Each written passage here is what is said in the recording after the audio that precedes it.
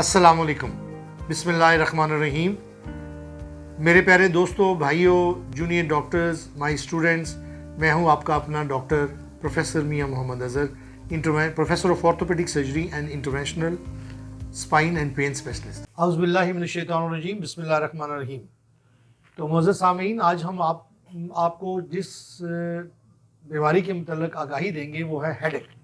Headache basically दो type की होती है, प्राइमरी हेडेक या सेकेंडरी हेडेक, लेकिन हम अपने इन चंद एक आने वाली स्लॉट्स में सिर्फ प्राइमरी हेडेक के मतलब बात करेंगे। जो प्राइमरी हेडेक्स हैं उसमें जो चंद इंपॉर्टेंट टाइप ऑफ हेडेक और जो कॉमन हेडेक्स होती हैं, मसलन क्लस्टर हेडेक होगी या मिग्रेन होगी या सर्वाइकोजेनिक हेडेक होगी या ऑक्सीपिटल हेडेक होगी, इसी तरह से टेंशन हेडेक या मेंस्ट्रुअल हेडेक, ये हेडेक की मुख्तलिफ अक़साम हैं जो कि बहुत कॉमन होती हैं। लिहाजा हम आपको इसकी मुख्तलिफ अलामात के मतलब आगाही देंगे ताकि आप अपनी बीमारी को पहचान सकें और अपने डॉक्टर से बर वक्त इलाज करवा सकें। तो सबसे पहले हम बात करेंगे क्लस्टर हेडेक पे।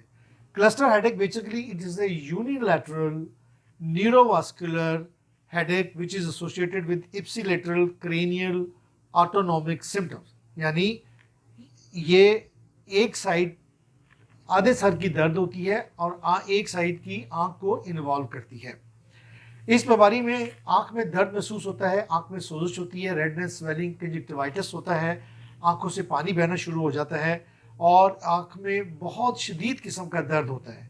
इसमें दर्द की जो नौयत होती है वो इस कदर शदीद होती है कि मरीज समझता है कि उसकी आंख में किसी ने छुरा घोंप दिया है, या उसको ये फीलिंग होती है कि उसकी आंख जो है ना अभी बाहर निकल जाएगी। लिहाजा वो बहुत ज़्यादा टेंशन और एंग्जाइटी में पेशेंट होता है, जिसकी वजह से उसको ये तकलीफ़ जो है वो बहुत ज़्यादा तंग करती है। इसके साथ साथ मरीज़ में हाइपोटेंशन हो जाती है, ब्रेडिकार्डिया हो जाता है, एटेक्सिया हो जाता है और उसको जो है उसका दिल ख़राब या मतली वगैरह भी होना शुरू हो जाती है।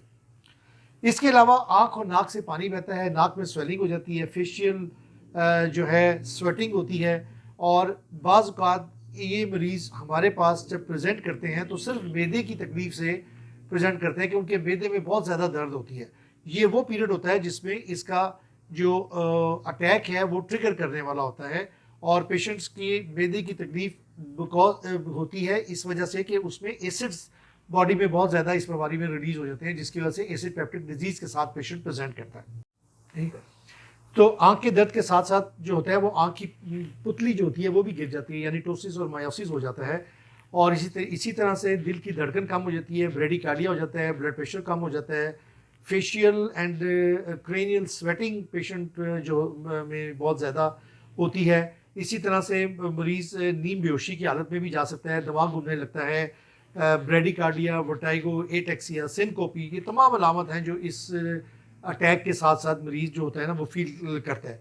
अक्सर ऐसे मरीज़ों के अंदर मैदे में तकलीफ़ जो होती है और बाज़ औक़ात जब ये अटैक होने से पहले पेशेंट्स जब डॉक्टर्स के पास आता है तो वो मैदे की तकलीफ़ से आता है, जो कि जबकि थोड़ी अरसे के बाद ये जो अटैक होता है ये प्रेसिपिटेट हो जाता है। ये जो बीमारी है ये यूजुअली 20 से 40 साल की उम्र के लोगों में होती है और यंग पेशेंट्स के अंदर होती है। इसमें जो फ्रीक्वेंसी है 1 पर डे और 1 आफ्टर अदर डे और मैक्सिमम जब 8 अटैक एक दिन में हो जाए तो हम उसको क्लस्टर हेडेक डिक्लेयर कर देते हैं।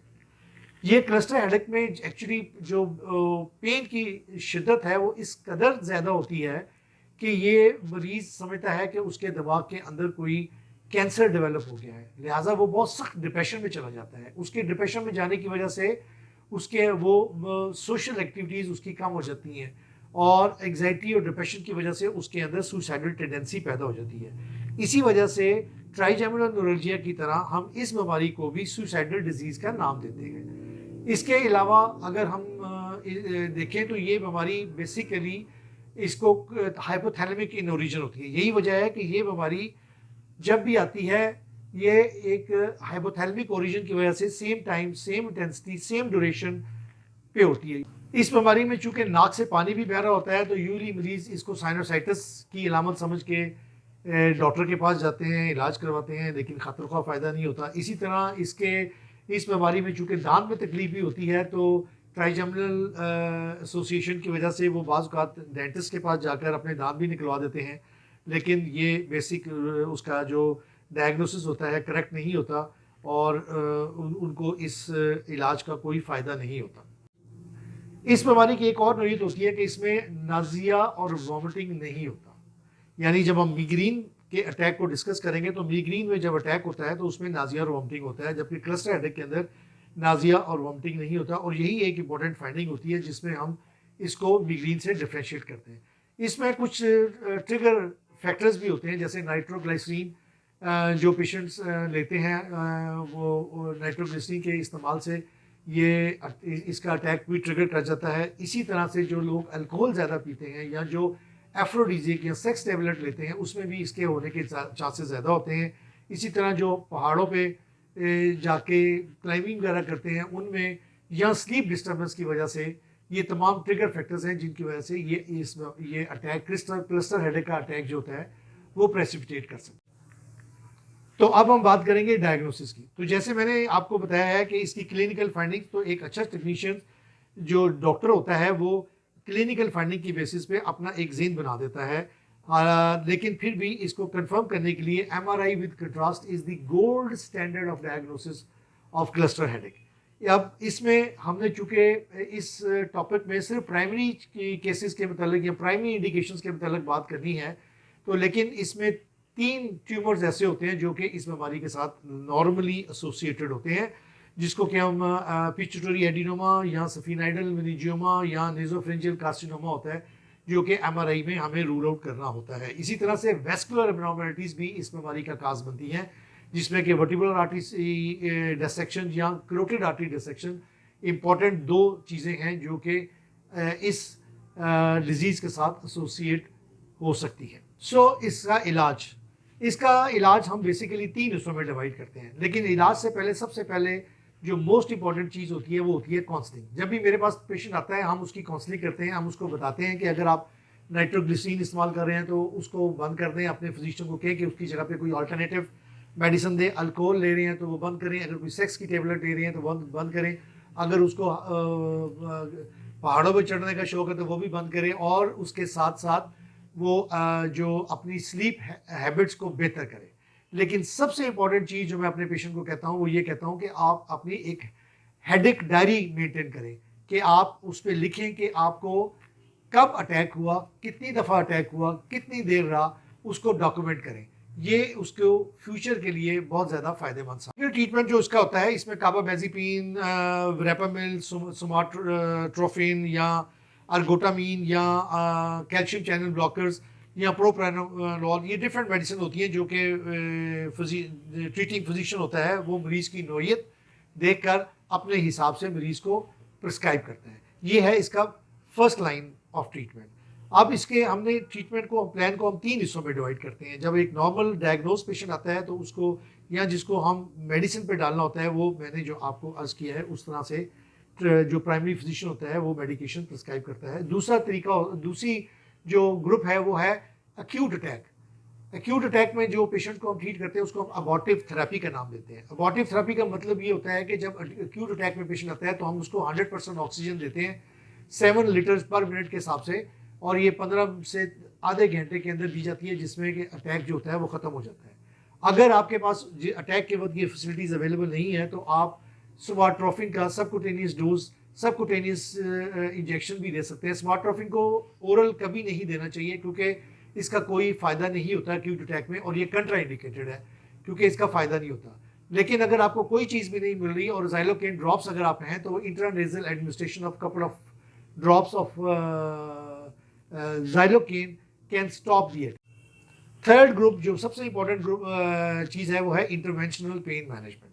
इसमें हम जो है इंटरवेंशनल प्रोसीजर करते हैं। इसमें एक प्रोसीजर होता है जिसको हम गैसेरियन गैंग्लियन ब्लॉक कहते हैं, जिसमें कि हम इमेज इंटेंसिफायर की मदद से जो है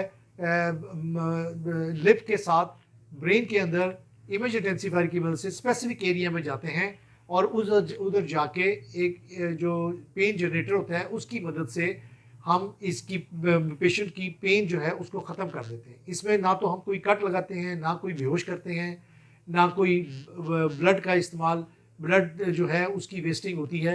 ये एक जस्ट आउटडोर बेसिस का प्रोसीजर होता है जिसमें पेशेंट की सालों की दर्द को 15 से 30 मिनट के अंदर ख़त्म कर दिया जाता है। मरीज़ को 1 घंटा सिर्फ अंडर ऑब्जर्वेशन रख के वापस भेज दिया जाता है, जिसमें पेशेंट्स बाद में अपनी चंद एक दवाइयाँ इस्तेमाल करता है। 80% से ज़्यादा पेशेंट्स की दर्द और दवाइयाँ ख़त्म हो जाती हैं और मरीज़ हंसी खुशी अपने घर में चला जाता है। हम अपने सेंटर में ये काम पिछले बहुत से सालों पे कर रहे हैं और डजन्स ऑफ पेशेंट्स हैं जो अल्हम्दुलिल्लाह हमारे इस ट्रीटमेंट, जिसको कि हम गैसोलीन गैंग्लियन ब्लॉक कहते हैं, तो हमारे इस ट्रीटमेंट जिसको हम गैसोलीन गैंग्लियन ब्लॉक कहते हैं, उससे अल्हम्दुलिल्लाह बहुत से डजन्स ऑफ मरीज़ जो हैं वो शफा याब हुए हैं और काफ़ी अरसे तक ये पेशेंट्स पेन फ्री रहते हैं। इसके अलावा इस बीमारी में चूँकि दूसरे एलिमेंट्स भी होते हैं, अगर तो पेशेंट के सिर्फ आँख की दर्द बहुत ज़्यादा हो तो उसमें हम सुपरऑर्बिटल सुपराट्रोक्लियर या इंफ्राऑर्बिटल नर्व ब्लॉक भी करते हैं।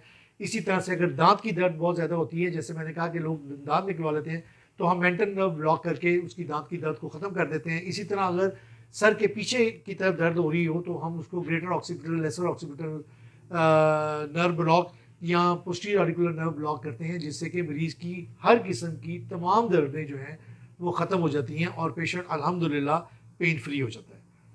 आई होप कि आपको हमारा ये चंद गुज़ारिशात जो इस बीमारी के मतलब हमने की हैं, उनसे आपको फ़ायदा होगा। Thank you very